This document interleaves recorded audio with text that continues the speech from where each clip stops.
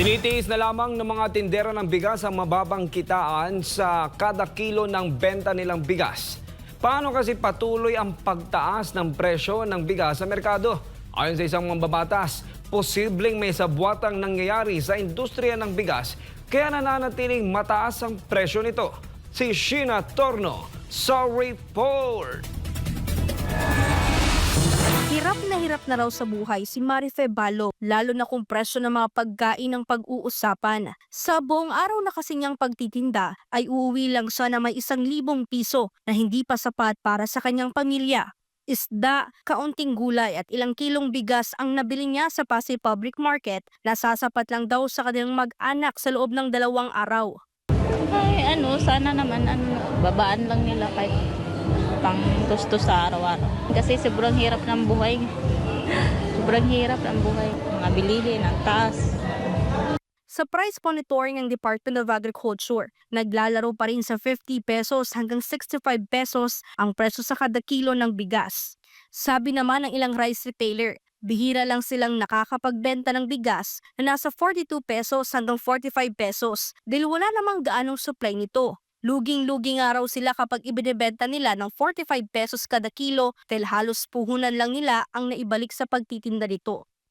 Pinabulaanan ng mga rice retailer na sila ang dahilan kung bakit tumataas ang presyo ng bigas sa merkado. Katunayan, nasa 2 pesos hanggang 3 pesos nga lang daw bawat kilo ang kanilang kinikita. Kasi dati naman di lang po ganito kataas ng bigas eh. Depende din sa pamamalakad din siguro. Di po na, kasi kami nagugulat din kami. Biglang tataas yung bigas. Malugi talaga kasi expenses mo na lang dito araw-araw. Magbabayad ka ng upas sa palengke. Mga pasahod pa sa tao mo.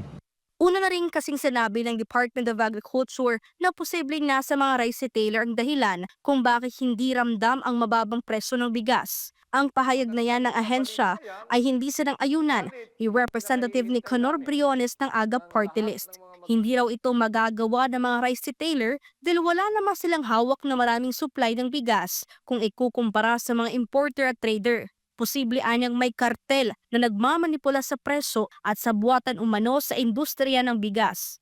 Hindi, ako talaga nagbanggit na yan tungkol sa buwatan.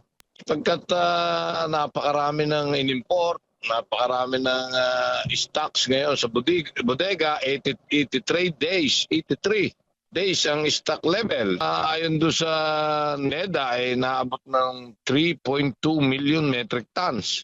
Abi, kung yan ay ilalabas at hindi cartel, dapat bagsak ang presyo. Pero nangyayari, ang benta natin napakataas pa rin. So malinaw na may nakikinabang. May oversupply nga raw ng bigas at binawasan na rin ang taripa sa 15% at mababad na rin ang presyo ng bigas sa pandaigdigang merkado. Sa pagdinig kasi sa Kamara nitong Martes ay binaharap ang 10 malalaking importer ng bigas at napag-alaman ng ilan sa mga ito ay magkakamag-anak lamang. Kasi malinaw na isang pamilya, yung nakita namin, dalawa kanyang kumpanya na nag-i-import ng bigas. Number 2, importer, yung pamilya nila. Yun namang isa mismong tao, may-ari, dalawa ring kumpanya, kasama rin sa top 10, importer ng bigas. Merong importer na siya lang ang nakuha ng permit, pero merong iisang pinanser na siya ang nakuha ng bigas. So, kung ganon, ay pwedeng napakarami na nag-a-apply ng import permit na doon lang isa ang pinanser at doon lang pumupunta lahat ng bigas. So doon makikita mo na talaga may kartel. Sinasakotin nila ang bigas at ang mabigat, sila na rin ang wholesaler, sila ang trader, sila ang retailers, sila rin yung namimili ng lokal na palay ng ating mga magsaka. So kayang-kaya talaga nilang i-manipula at ilan ang magsasabuatan. Hindi rin ito inaalis ang posibilidad ng umano'y sabwatan din ng mga importer at taga-Department of Agriculture lalo na sa pagbibigay ng mga import permit. Ayan, kaya ang tututukan namin dyan, siyempre, unang-una ay yung nag-i-issue ng SPSIC o ang tawag SPSIC. Pero ang ibig sabihin niyan ay Sanitary and Phytosanitary Import Clearance. Yan ay kinukuha sa Bureau of Plant Industry. Mukhang walang due diligence or walang yung criteria nila na accreditation. Isipin mo, 1 million ang kapital ng kumpanya. Tapos ang i-importin mo, nakakabot ka ng 5 billion sa loob na isang taon. Ang rice retailer na si Arel Barrientos ay dismayado dahil mayayaman ang nagmamanipula sa presyo ng bigas sa bansa. May nagaganon po siguro na nagbabago ng presyo ng bigas.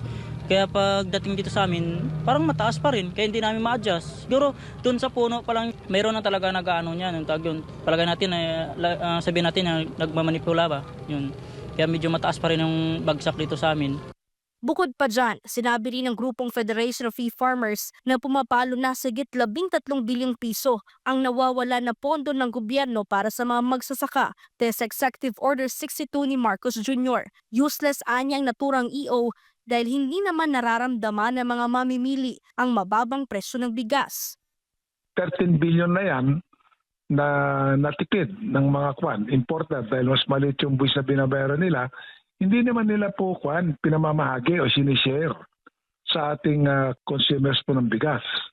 So halos insignificant po yung pagbaba ng presyo ng bigas sa palengke, pero ang laki-laki naman ng tinipid o kinikinita ng mga importers. Ilang kwan lang po yan, ilang kumpanya lang po yan kumikita ng karagdagang 13 billion plus. Anya, hanggang kailan pa titiisin ng mga consumer ang walang tigil na paggalaw sa presyo ng bigas na malayo sa pinangako noon ni Marcos Jr. na 20 pesos. Kaya naman panawagan ng grupo, ibalik sa dating 35% ang taripa sa mga imported agriculture products na makatutulong sa mga magsasaka. Para sa Diyos at sa Pilipinas kung mahal, ito si Sheena Torno, SMNI News.